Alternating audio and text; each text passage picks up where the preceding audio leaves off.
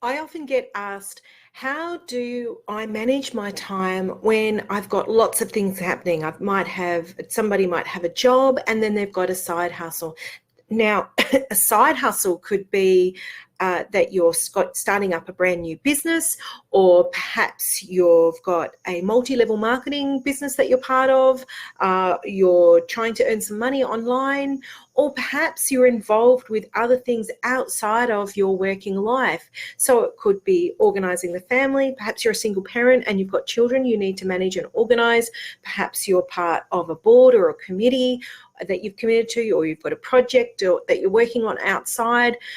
All of us are like that. We are all juggling many things in our life. And if you're like me and you like to be busy and active, then there's probably lots. You'll have seen the picture that I've posted within the group that's a character of me spinning the plates, where it's a circus act and you're spinning a plate on a stand, and then you spin another one, and then you spin another one. And the idea is that you've got to keep all those plates spinning and not have one fall and collapse. One of those plates is your own health and energy as well, which we often, I know I do, neglect. So here's some tips and strategies that I'm going to share with you on how to manage a side hustle when you're trying to live your life and work as you normally do. So one of the first tips I would give you is map your energy. Actually, this was a very successful business coach shared this tip with me. So think about what point in the day are your high energy and low energy times. I know for me, I'm an early riser, but I find it really difficult to get my brain into gear. So for me, the first things that I can do are menial tasks to help wake up my brain. The other thing I'll do is read in the morning, because it helps fire up my brain and get my brain going. But map out where your energy is. Where are your high energies? Where's your low energy? For another really powerful time for me is at the end of the days. That can sometimes be when I'm really productive as well. So you map out where your energy is, where your high energy is, and where your low energy is. Now, a lot of people will say to you, do the things that are really easy and in those high energy times, because you'll plow through them really, really quickly. But here's the thing, what you need to do is do the really difficult things in those high energy times. Do the things that require your brain power, because that's where you're going to need that energy. That's where you need to be able to focus most. Do the simple things when you don't have the brain energy. That just makes sense. So think about, spend a week mapping out how your energy is, rate where your energy is throughout the course of the day, so that you get a feel for where your power zone is, your power time is throughout the course of the day. There's also, you're going to have a schedule. If you've got to work, there's work time, and that's when you have to work.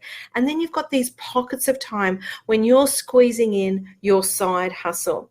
Now, you're going to have to get really, really good at making good use of that time. So it's important with your schedule that you block out in those times what it is that you're going to do. So for example, maybe Tuesday afternoon is your accounting day, Monday's your marketing day. Block out in those times what it is that you're specifically going to do, rather than sitting down at your desk and going, right, I've got 3 hours. What am I going to do? Block it out into those categories of what you do on each of those days, and you'll find that you'll be able to be more focused. One of the gurus of time management, David Allen, wrote a book called Getting Things Done. And he simplifies the process of getting organized and prioritizing. And one of the things he talks about in terms of creating lists, we all have lists, is to categorize where the tasks that you're going to do based on where you're at the time. For example, if I need to make some phone calls, put all those phone calls together, because now with mobile phones, we don't need to be sitting at a desk. We can perhaps make a couple of quick calls in a lunch break, or perhaps we can, if we arrive at a destination early, we can squeeze in one phone call. So having all your phone calls together in one list is really useful. Don't forget to put the number there. You don't want to waste valuable time having to look up the phone number because you'll put it off. Make it really really easy, booby trap yourself to be able to make that phone call. The other thing you can do is make a list of when you're on the road, when you're out doing errands, or when you're at your computer, or emails that you need to send or respond to. If you haven't got a methodology yet of organizing your emails, you can easily write a list of, don't forget to reply to this email, don't forget to send this email. So when you're at your desk, you have those lists there. And it's really useful if you can squeeze in the odd phone call or task that in your work time, as in lunch breaks or things like that you have a list there. But that said, it's really important that you have your downtime. It's really important that you schedule in that time for rest. So don't overuse your lunch break, filling it with work tasks. Commit to doing just 15 minutes or 3 phone calls, and don't exceed that. Make sure that you give your brain some mental rest time. That's one of the biggest lessons I learned in terms of, I filled my diary full of activity, but never put in there the rest time.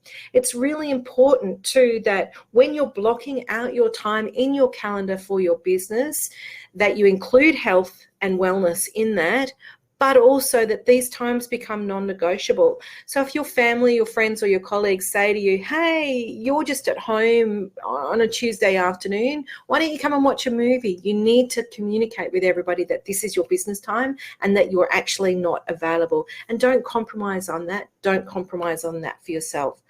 Hope you found those tips useful. If you've got a side hustle, I'd really love to hear from you. What tips you've got, please share with me and with everybody else. Comment below.